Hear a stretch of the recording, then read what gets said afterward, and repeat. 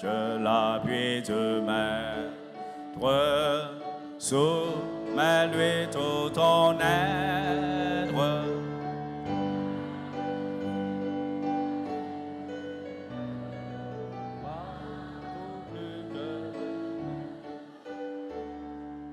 Résiste à l'étreinte de l'impureté, vis toujours sans crainte dans la sainteté, contre tous les vices, lutte vaillamment, et quand Christ puisse vaincre constamment, cherche l'appui du Maître, soumets-lui tout ton être, alors tu pourras être partout plus que vainqueur. Fuis la route sombre du plaisir trompeur, car l'agit dans l'ombre le grand tentateur qui perd sa victime en la conduisant vers le sombre abîme, l'enfer effrayant. Cherche l'appui du Maître, soumets-lui tout ton être, alors tu pourras être partout plus que vainqueur. Chasse à l'instant même tout regard impur, et que Dieu qui t'aime soit ton abri sûr, quand dans ta faiblesse tu crois succomber. Regarde sans cesse, ô Christ mon berger, cherche l'appui du Maître, soumets-lui tout ton être, alors tu pourras être partout plus que vainqueur.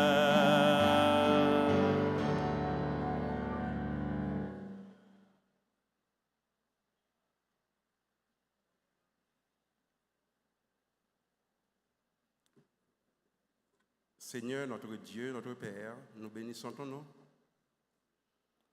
parce que cet après-midi, encore une fois, nous avons le privilège de nous présenter à l'auditorium pour continuer à écouter ce que tu as à nous dire. Nous te supplions en ce moment d'éteindre toutes les voix qui parlent d'une manière ou d'une autre à nos cœurs, afin que ta voix seule soit audible à chacun de nous.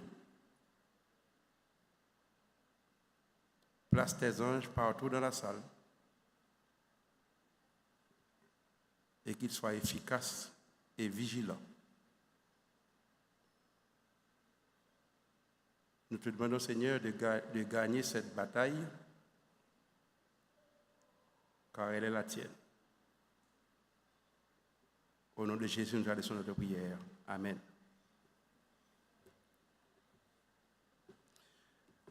nous allons ouvrir la parole de Dieu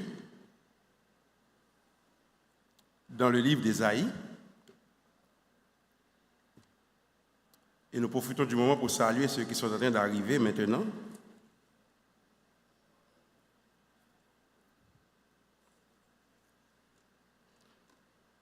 Nous relisons rapidement les 3 versets qui ont été lus au chapitre 1er du livre d'Ésaïe, les versets 2, 3 et 4.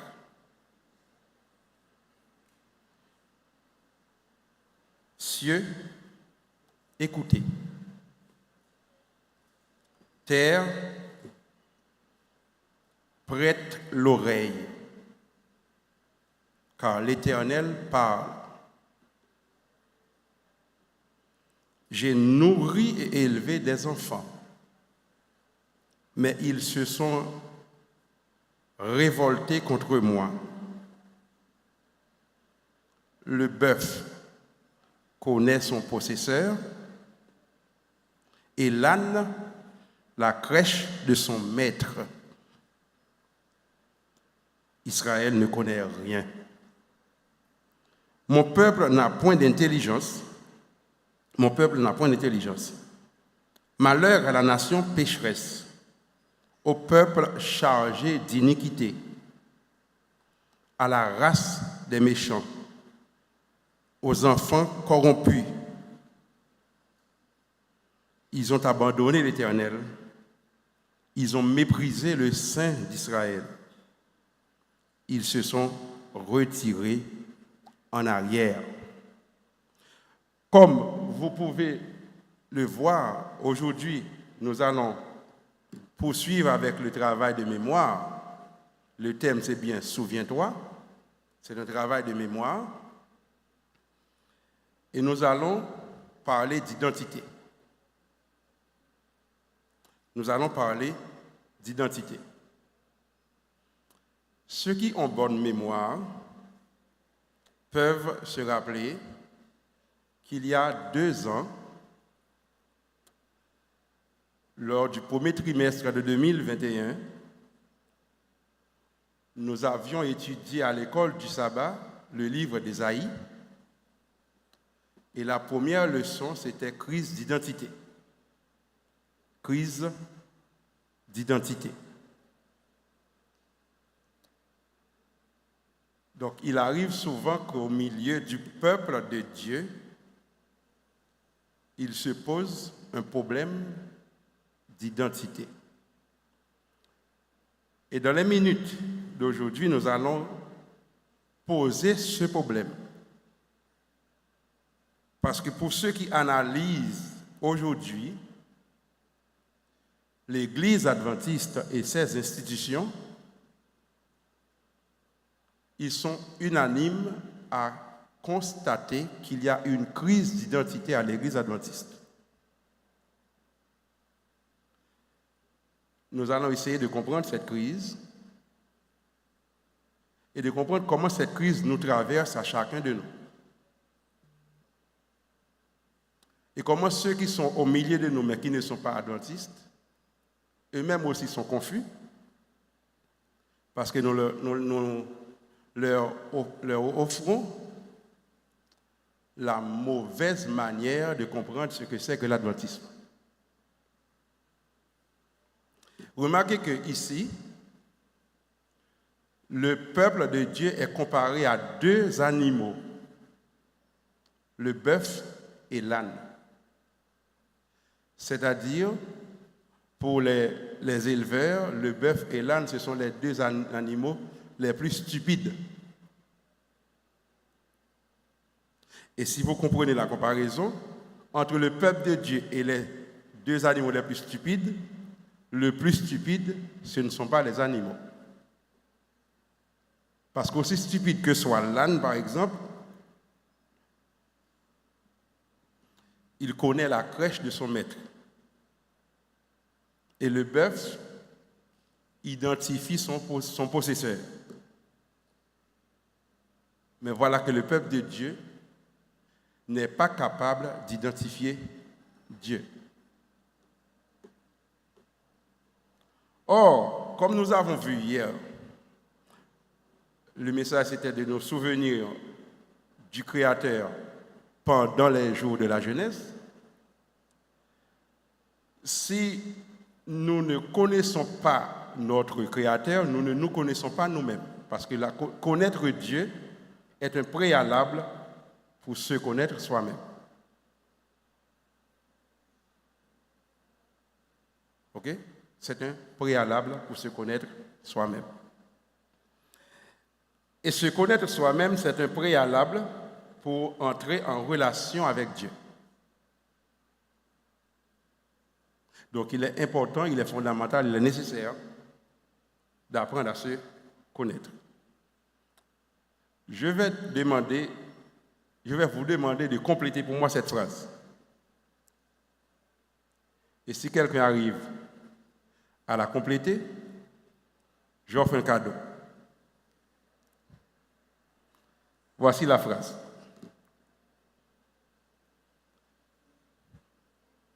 Connaître les autres, c'est sagesse. Se connaître soi-même, c'est... Est-ce qu'on a entendu ce qu'il a dit? Se connaître soi-même, c'est sagesse supérieure. Tu peux réclamer ton cadeau après, d'accord? OK. Nous applaudissons. OK? Connaître l'autre monde, c'est sagesse, mais connaître tête pas, son pigo sagesse toujours. Donc, il est fondamental d'apprendre à se connaître. Et se connaître soi-même, ça signifie connaître son identité. Identité. Écoutez bien. Regardez ça. C'est trop flou apparemment pour que vous puissiez lire, mais je l'ai trouvé comme ça. Je n'ai fait que copier ça, je l'ai trouvé comme ça. Sur un site sur Internet, où l'on définit l'identité comme ça. Je lis pour vous.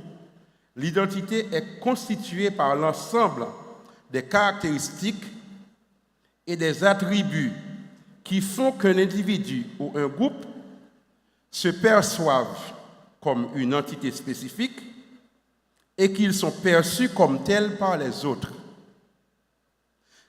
Ça veut dire identité a son ensemble caractéristique que monde gagne ou bien une institution gagne qui fait c'est comme ça li ouais tête li mais c'est comme ça l'autre monde ouais tout. C'est pas celle li même qui ouais tête li comme ça, l'autre monde c'est même gens li ouais tête li a ouais tout.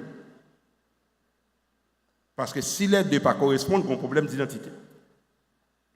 Donc ça ne suffit pas que tu te vois de telle manière, il faut que les autres également te voient de la même manière.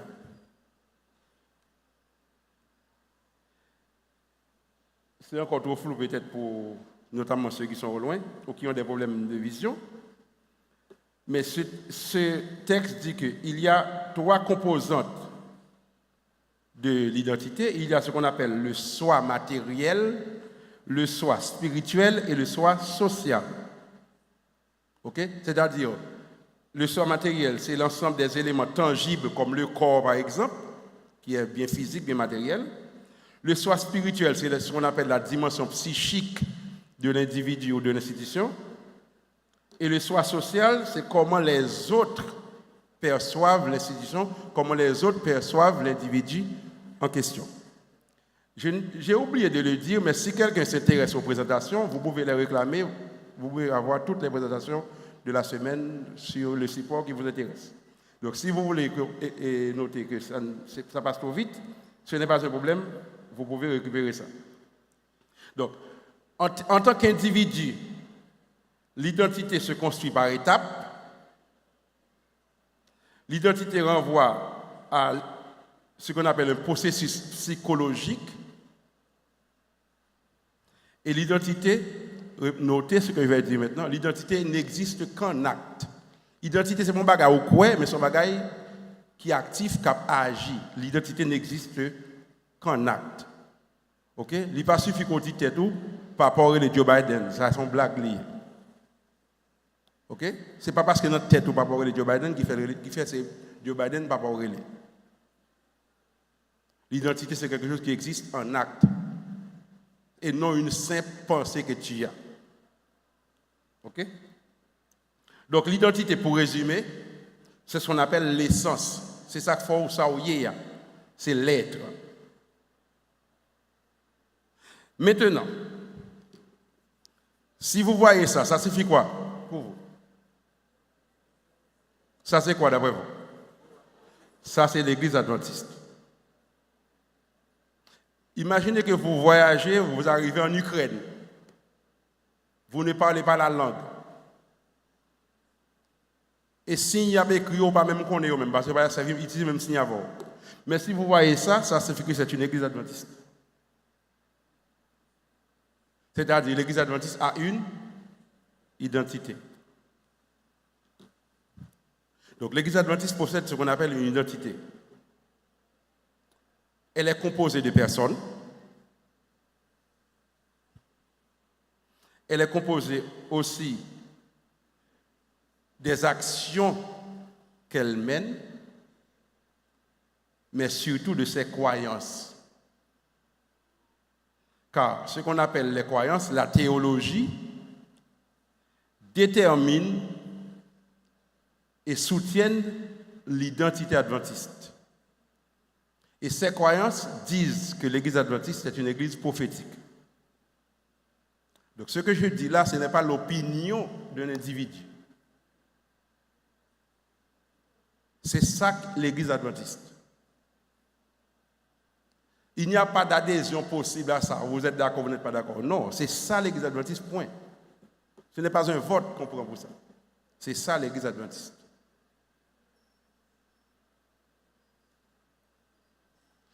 Donc, si on fait autrement quelque part, on fait autre chose. C'est ça l'église adventiste.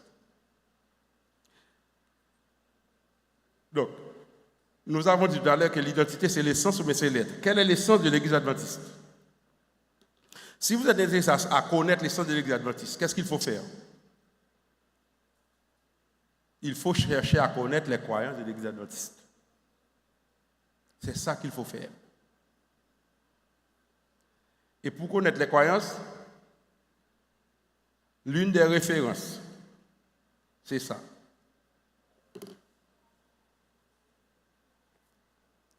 Pour connaître les croyances, c'est ce livre qui s'appelle « Ce que croient les adventistes ». En 2 minutes, je vais vous dire tout ce qu'il y a dans ce livre. 515 pages. Je vais vous résumer 515 pages en 2 minutes. Bon, peut-être que j'aurais dû donner un compte rendu à faire de ça, à la face là, mais j'ai raté l'occasion. OK? Donc, ce livre-là qui s'appelle « Ce que croient les adventistes »,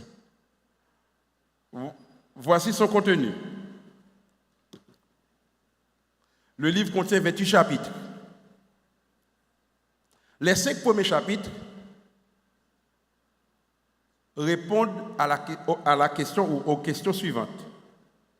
Quel est le fondement principal de la réalité? C'est-à-dire ce qui nous entoure, ce que nous voyons, que nous ne voyons pas, la réalité. Quel est son fondement principal?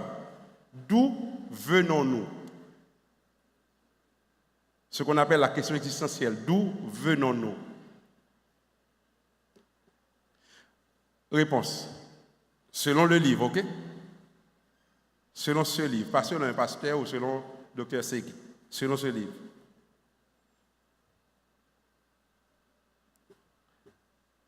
La réalité est fondée sur Dieu, qui est Père, Fils et Saint-Esprit, c'est-à-dire la Trinité. Et comment savons-nous tout ça?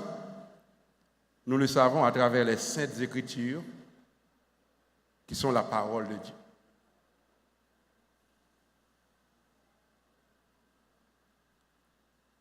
Deuxième question. Qui sommes-nous? Notez que comme ça va faire longtemps, nous dans la classe philo, c'est ça nous étudier les questions existentielles, c'est eux m'a posé répondre là. Qui sommes-nous?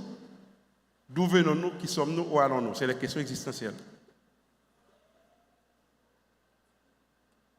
Ça, c'est les croyances 6 et 7. Et quelle est la réponse? Selon ce livre, nous sommes des humains créés par Dieu.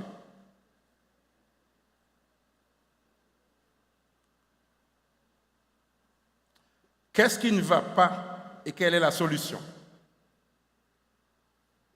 Les croyances 8 à 10 répondent de la manière suivante. Ce qui ne va pas dans le monde, c'est que le monde se trouve dans un grand conflit. Nous sommes immergés dans un grand conflit et ce conflit entraîne la mort, mais nous avons une promesse de résurrection en Jésus-Christ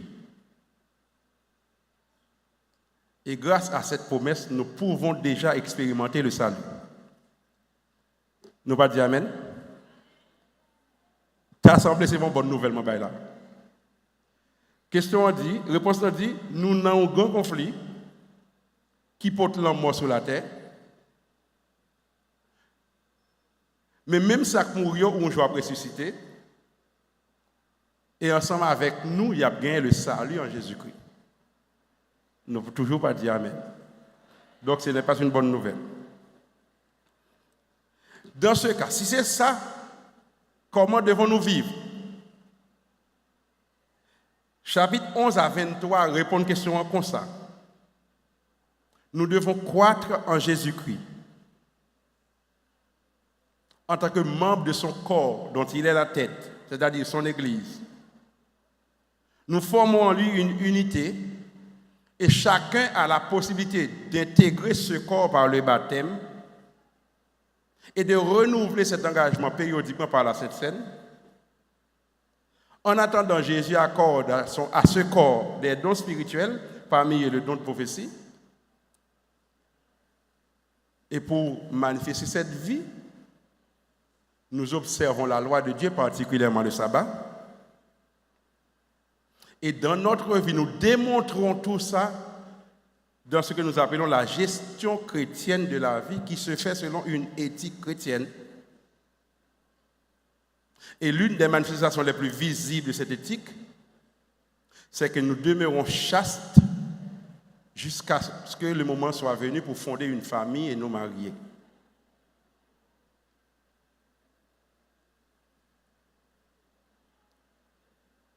Et la dernière question trouve sa réponse dans les chapitres 24 à 28, les derniers chapitres. Et c'est la question existentielle. Où allons-nous? Regardez bien, nous allons sur la nouvelle terre. Ce n'est pas une bonne nouvelle. Nous allons où? Sur la nouvelle terre. Mais avant d'y arriver, nous dépendons actuellement du ministère de Jésus-Christ dans le sanctuaire céleste. À la fin de ce ministère, il reviendra pour nous chercher. Et c'est à ce moment-là qu'il ressuscitera ceux qui sont déjà morts. Et avec eux ensemble, comme une cohorte, nous aurons le privilège de passer des vacances de 1000 années dans le ciel. Et c'est au terme de ces 1000 années que nous reviendrons pour vivre sur la nouvelle terre. Merci. Amen. Merci. Donc, voilà sur quoi est fondée l'identité adventiste. Alors, pourquoi est-ce que je parle de ça aujourd'hui? C'est parce que sans ces croyances, nous pouvons toujours avoir le logo que vous avez vu au départ, mais nous ne sommes plus adventistes.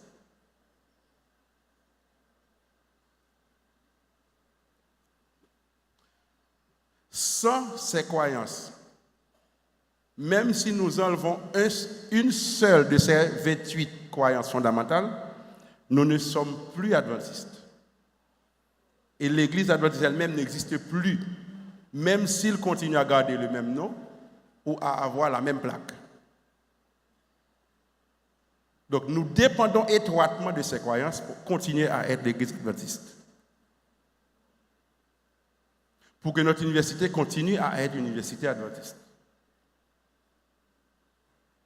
Sinon, ça deviendra une institution, c'est-à-dire qui se reproduit pour elle-même indépendamment de la mission initiale. Alors, où est le problème? Pourquoi parler de ça? Quel est le fondement de cette préoccupation? Je vais vous expliquer pourquoi. Et je vais m'appuyer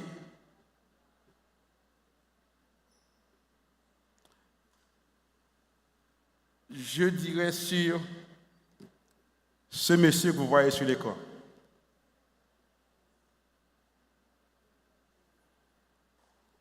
Ce monsieur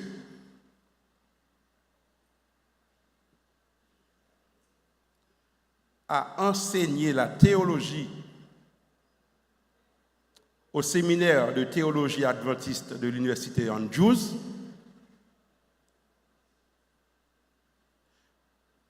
Au programme de doctorat jusqu'à sa retraite en 2013. Mais il est encore vivant. Il est de nationalité argentine et il s'appelle Fernando Canale. Dans son ouvrage publié en 2013 qui s'intitule Adventismo secular, point d'interrogation. Je ne sais pas si ce titre vous dit quelque chose. Adventisme séculaire, point d'interrogation. Adventisme séculier. C'est-à-dire, c'est une question. L'adventisme peut-il être séculier? Bon, voici sa réponse que vous ne pouvez pas lire, mais je vais vous traduire ça rapidement. Il nous dit que, à partir d'un ensemble de discussions au sujet de la perfection de la foi durant les années 70-80, on a constaté un changement dans la mentalité des leaders adventistes. Notez qu'il n'a pas dit des membres, il a dit des leaders. Et il dit en conséquence, au XXIe siècle, le message adventiste semble avoir cessé d'être l'annonce de l'imminent retour du Christ pour devenir la proclamation du salut que Christ a obtenu sur la croix. Laissez-moi expliquer ce qu'il a dit.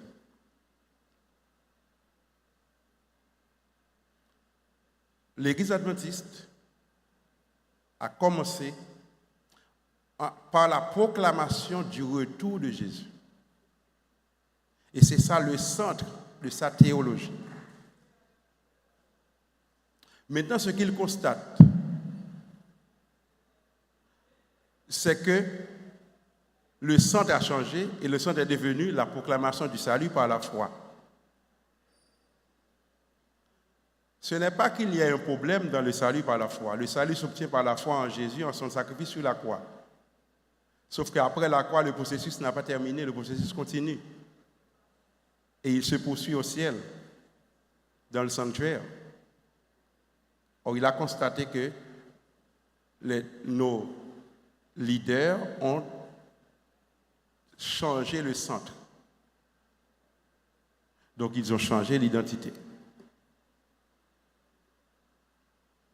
Et il constate parallèlement des changements subtils dans la liturgie du culte, le sabbat, notamment dans le domaine de la musique et de manière plus subtile dans la prédication, révèle une ouverture aux cultures du monde et un éloignement de la parole de Dieu. Donc nous nous sommes ouverts aux cultures du monde, parce que nous sommes presque tous maintenant des prédicateurs de la culture. C'est très bizarre. Presque tout le monde prêche la culture, et bizarrement, sauf le sociologue. C'est très bizarre. Et cette tendance a produit une conviction chez les dirigeants que le style de vie n'a rien à voir avec le salut. C'est-à-dire, j'ai obtenu le salut en Jésus, maintenant je vis comme je veux.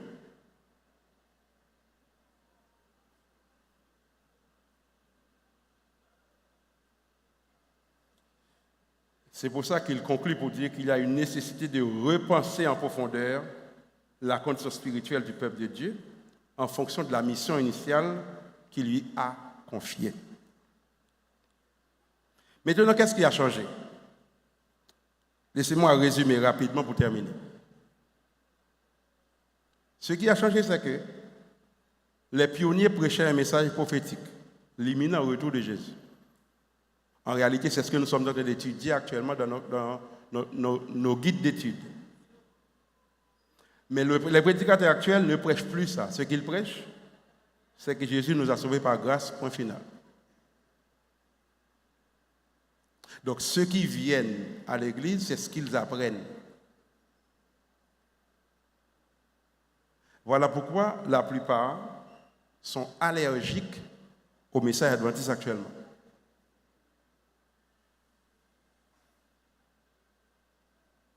Et nous sommes en train de l'expérimenter. Donc, qu'est-ce qui a changé? C'est que lorsque nous avons cessé d'être, à partir de ces dirigeants, une église prophétique, nous avons commencé à prêcher un Dieu light, sweet, qui n'exige rien. C'est-à-dire un Dieu post-moderne.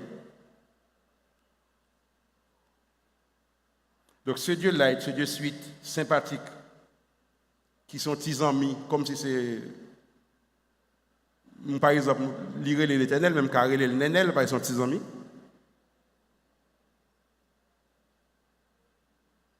Donc c'est un Dieu qui n'exige rien.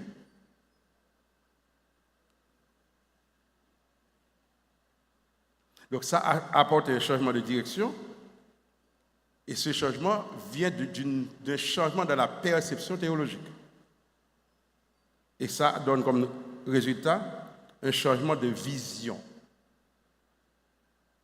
On a commencé par la vision, on est passé par le Créateur, aujourd'hui on est dans l'identité. Voilà pourquoi vous devez puisque vous avez la possibilité d'être en formation à l'université adventiste, peu importe votre domaine, vous devez maintenir cette identité. Notez que l'Éternel dit de son peuple, il ne connaît pas son possesseur, il ne connaît pas son Dieu, il ne connaît pas son Créateur. Pire que l'âne qui connaît la crèche de son maître. Et notez que le texte dit cieux, écoutez, terre, prêtez l'oreille. C'est-à-dire Dieu, il a un pouvoir illimité, il peut s'adresser à qui il veut et de la manière dont il le veut. Dieu dénonce dans ce verset ceux qui sont révoltés contre lui.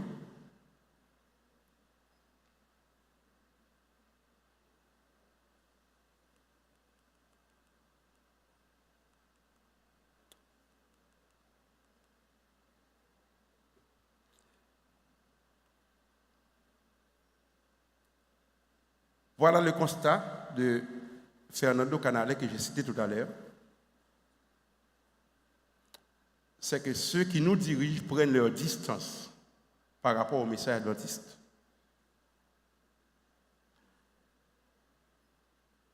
On peut le constater dans leur prédication, mais on peut le constater chaque jour dans leur manière de guider le troupeau.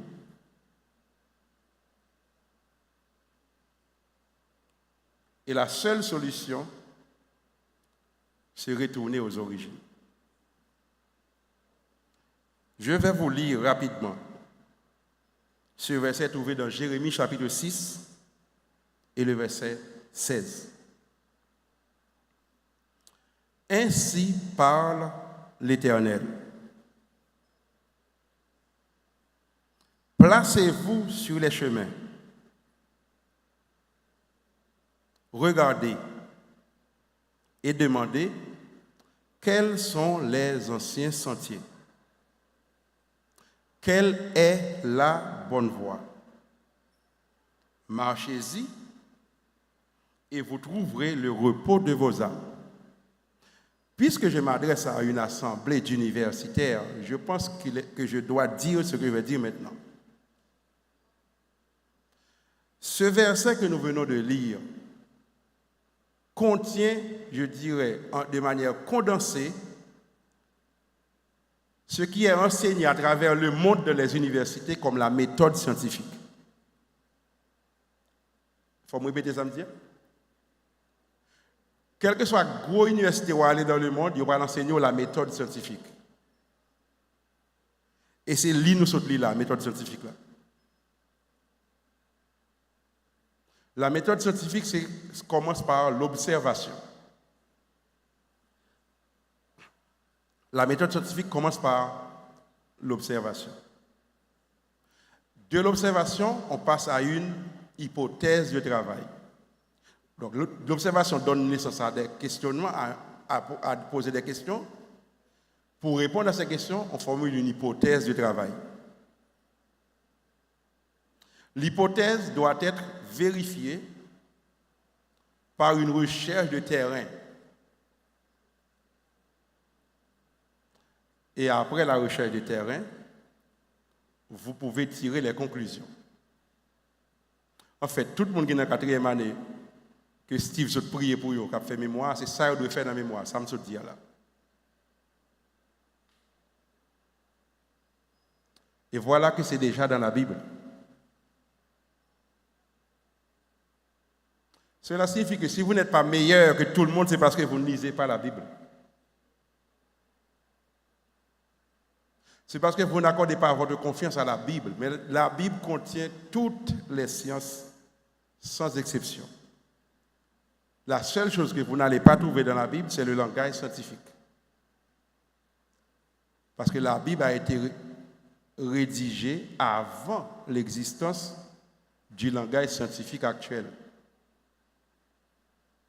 Et la Bible n'est pas un manuel, donc vous ne pouvez pas trouver les réponses au détail de la Bible. Mais la racine de toutes les sciences se trouve dans la Bible. Même la méthode scientifique, je viens de le lire pour vous, la méthode scientifique, au verset 16. Qu'est-ce que Dieu demande à son peuple? De se placer sur le chemin, de regarder et de poser des questions, c'est-à-dire observer. Ensuite, poser des questions. Et quelle est la question à poser? Quels sont les anciens sentiers? Il y a des gens qui pensent que parce que le temps est moderne, Dieu s'est modernisé. Ce n'est pas vrai, mes frères et mes sœurs. Dieu dit ce qu'il faut faire, c'est retourner aux anciens sentiers.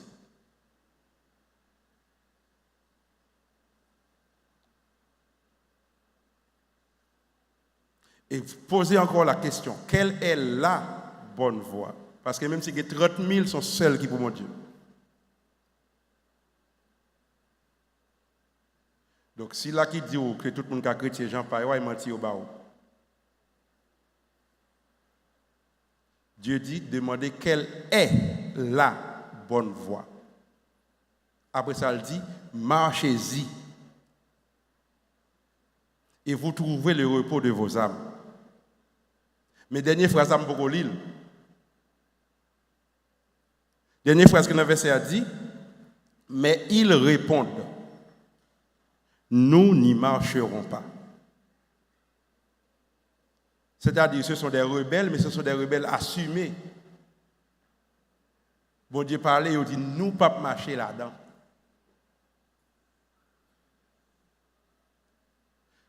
Mais il y a une autre question à poser. Ce il au pluriel, ils répondent. Nous connaissons ce qu'il là? Les dirigeants d'Israël. Ce n'est pas le peuple. Les dirigeants. Parce que l'apostasie dans le peuple de Dieu commence toujours par les dirigeants. Lorsque Moïse était sur la montagne, qui a fait le veau d'or? Aaron. Et qui était Aaron? C'est le premier dans le sacerdoce. Lorsque l'Éternel a dit de ne pas apporter de feu étranger sur l'autel, qui a apporté le feu étranger sur l'autel? Nadab et Abihu. Qui sont Nadab et Abihu? Deuxième et troisième dans la hiérarchie.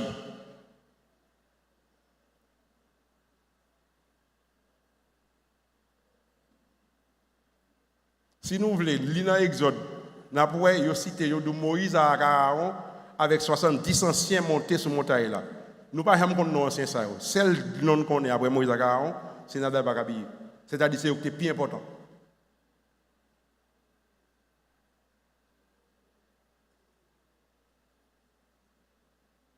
Lorsque Samuel, en tant que sacrificateur, devait offrir le sacrifice, 7 jours passés, il faut qu'on vienne. Qui est-ce qui a offert le sacrifice à la place? Le roi. Donc ce sont toujours les dirigeants qui donnent le ton dans l'apostasie au milieu du peuple de Dieu.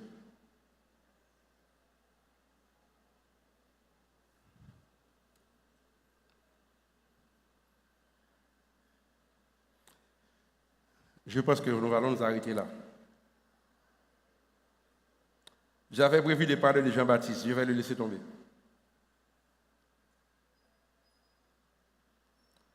Je laisse tomber Jean-Baptiste.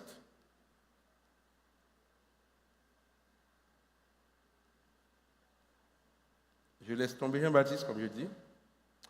Mais je prends cette phrase chez Jean-Baptiste. Cette phrase qui est dite sur Jean-Baptiste, que vous pouvez vérifier dans le livre Jésus-Christ, chapitre 7.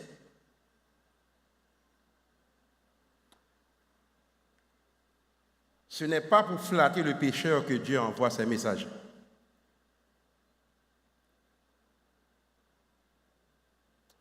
Et c'est peut-être ça, si je me pile pendant ce maintenant, je ne vais pas demander excuse.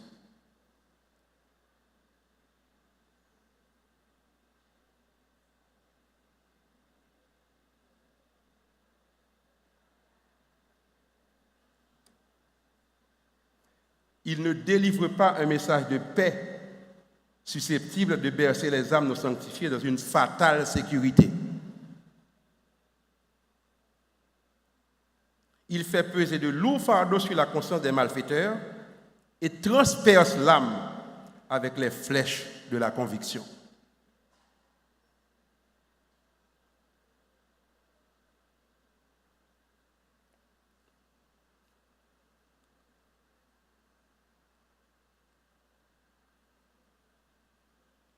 Pour conclure, nous disons,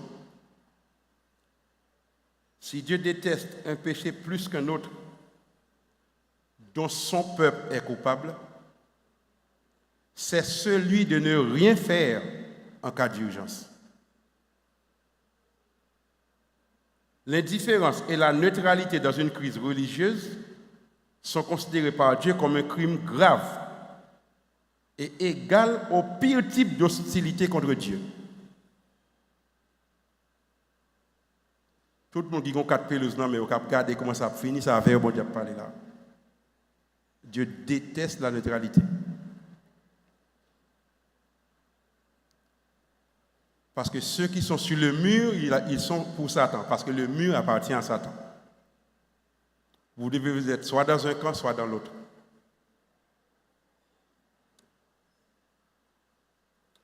Donc les amis, notez que les traits généraux de l'œuvre adventiste, que ce soit à travers l'Église et ses institutions, doivent rester inchangés. Notre organisation doit demeurer aussi claire et distincte que la prophétie l'a indiqué. Nous ne devons pas nous liguer avec le monde en vue d'arriver à de meilleurs résultats. Ceux qui s'opposent à l'avancement de l'œuvre d'après les directives données par Dieu déplaisent à Dieu lui-même. Aucune parcelle de la vérité qui a fait des adventistes du 7e jour ce qu'ils sont ne doit perdre de sa force. Nous possédons les vieilles bornes de la vérité, de l'expérience et du devoir, et nous devons tenir ferme pour la défense de nos principes à la face du monde. L'éducation adventiste doit former des hommes et des femmes capables de rester debout seuls même si toute planète là a tremblé. Sinon, son l'autre bagaille lié, ce n'est pas éducation adventiste.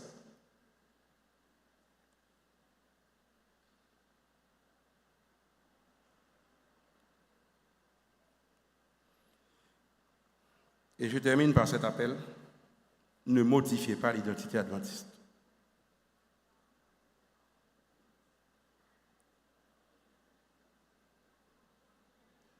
Ça n'intéresse pas Dieu que vous soyez millénial ou milléniaux, ça c'est votre problème. Ne modifiez pas l'identité adventiste.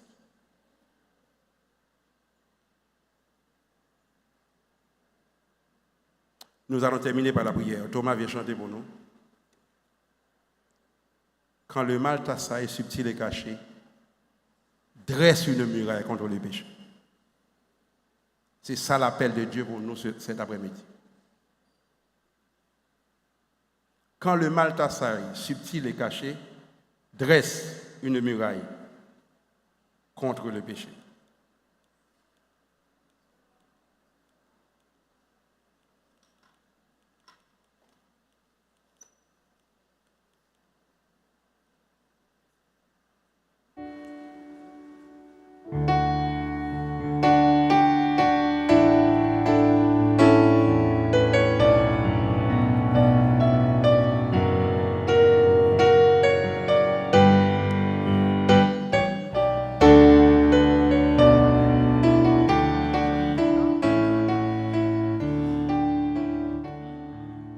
Quand le mal t'assaille, s'il est caché, sur une muraille devant le péché, aux propos infâmes, c'est de jamais. Garde ton âme du monde mauvais. Je l'appuie du maître, soumets-lui tout ton être. Alors tu pourras être partout plus que vainqueur. Résiste à l'étreinte de l'impureté. Vis toujours sans crainte dans la sainteté. Contre tous les vices, lutte vaillamment. Et quand Christ puisse vaincre constamment, cherche l'appui du maître, soumets-lui tout ton être, alors tu pourras être partout plus que vainqueur. Fuis la route sombre du plaisir trompeur. Quand l'agit dans l'ombre, le grand tentateur qui verse sa victime en la conduisant vers le sombre abîme,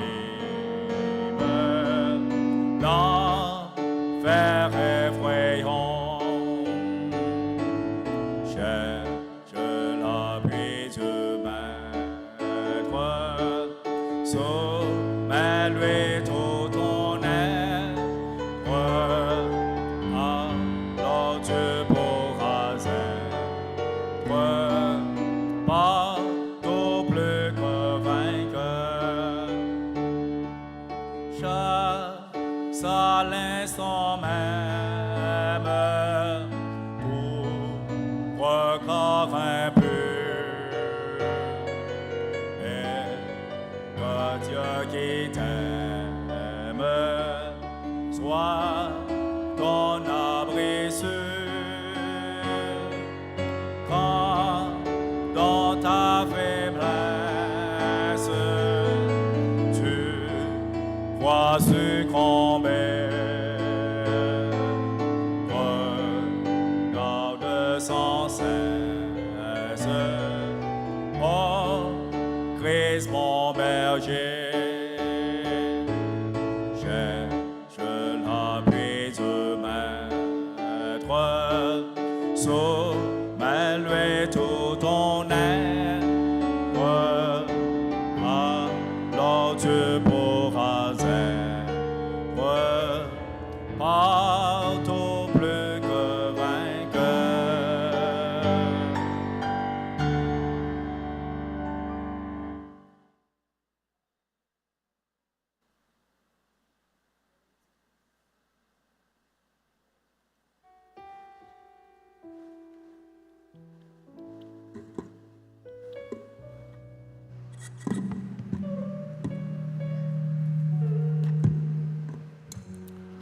Pour répondre à l'appel, crise d'identité.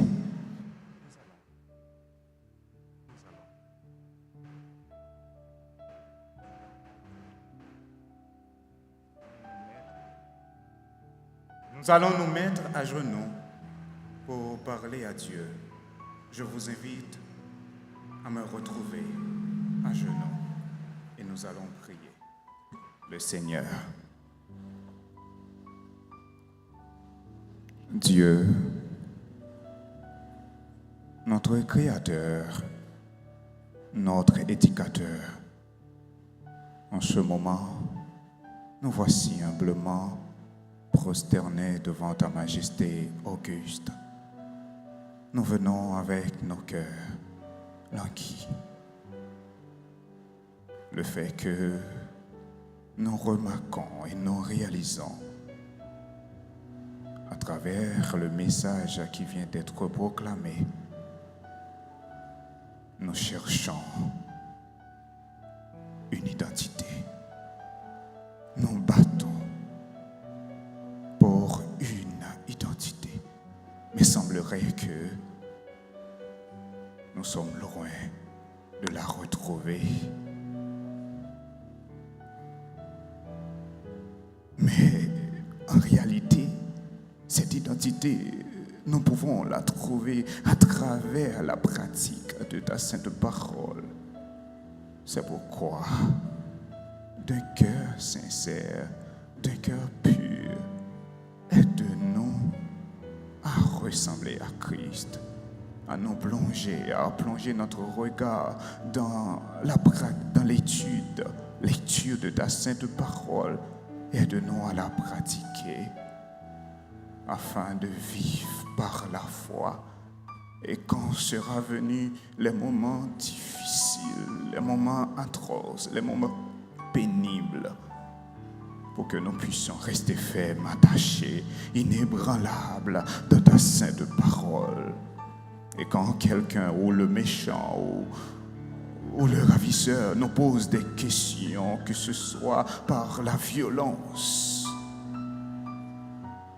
nous pouvons répondre: nous sommes bien et belles, restés attachés à Christ par la foi. Merci pour le message. Merci de mettre en place des dispositions, des choses pouvant nous aider à trouver la vraie identité. Donne aux dirigeants de pouvoir travailler avec élan, avec zèle, de restaurer l'identité à travers cette mission. Et même les dirigeants de ce pays aussi afin que ce pays puisse être restauré. Sauve, pardonne, délivre, sanctifie par ta parole, car ta parole est la vérité. Entends, bénis et renvoie de ces lieux tous ceux qui ont été présents avec l'onction de ta paix, de ta grâce et de ton amour en Jésus-Christ, lui le vivant et le régnant. Nous faisons cette prière. Amen. Amen.